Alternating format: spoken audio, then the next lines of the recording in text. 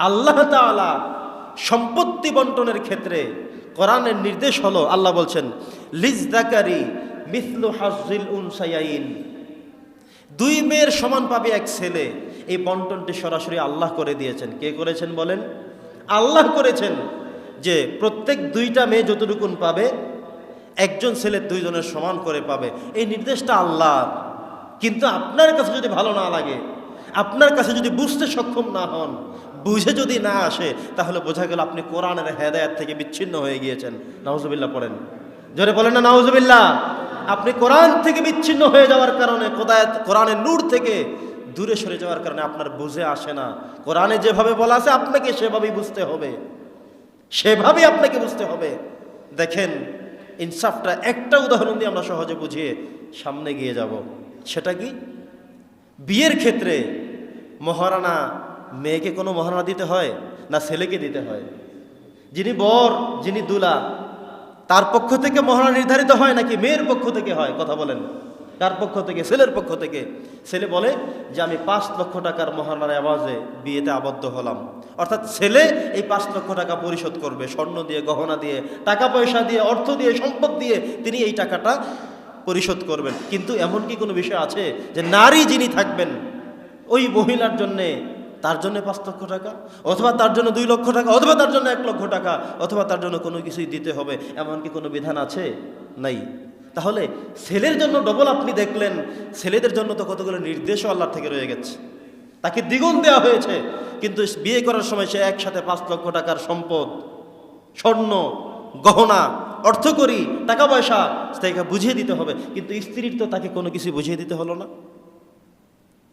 স্বামী তাকে গ্রহণ করার পর থেকে প্রতিনিয়ত বাজার সদায় তার প্রয়োজনে সব আসবাবপত্র তিনি ক্রয় করে দিবেন। কিন্তু কখনোই তো মেয়ের বাড়ি থেকে মেয়ের বাবা কোনো কিছু কিনে দিতে হবে এমন তো কোনো বিধান রাখা হয়নি।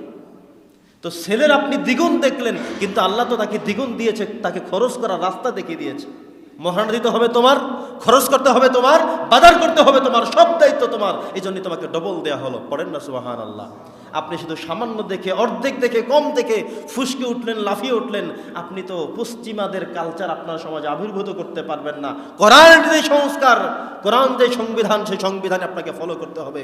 যদি আপনি আল্লাহকে ভয় করেন, পরকালকে ভয় করেন, তাহলে কোরআন হবে আমাদের সংবিধান, কোরআন হবে আমাদের রোড ম্যাপ। ঠিক কিনা বলেন? বন্ধুগণ আমার, তো যেটা বলছিলাম,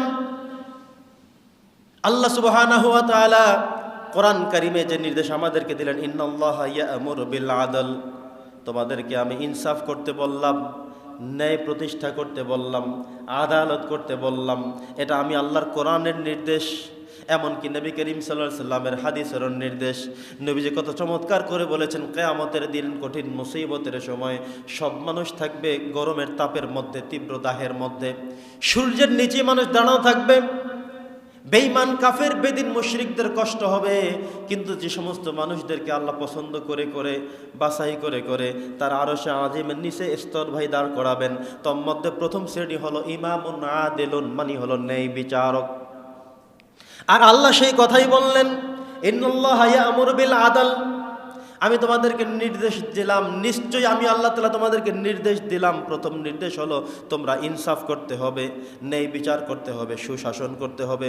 যতদিন না আমাদের সমাজে সুশাসন প্রতিষ্ঠিত হবে, ততদিন পর্যন্ত আমরা এই সমাজে শান্তিতে থাকতে পারবো না। বন্ধুগণ আমার,